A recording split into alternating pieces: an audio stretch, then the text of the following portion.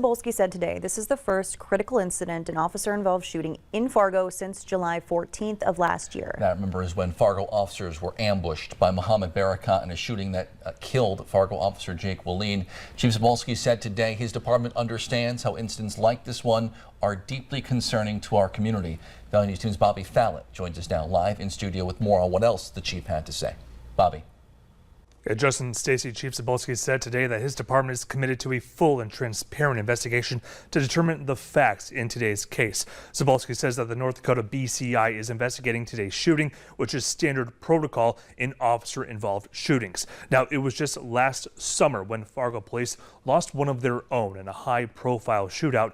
Jake Walleen was fatally shot. 2 other Fargo officers were wounded after that attack. Officers found 1,800 live rounds, 3 long rifles, 4 handguns, canisters of gasoline, a vest with loaded magazines in every pocket, and a homemade hand grenade which was operable. Today's shooting was the first critical incident and officer-involved shooting for the Fargo Police Department in over a year, both still 2 very different cases.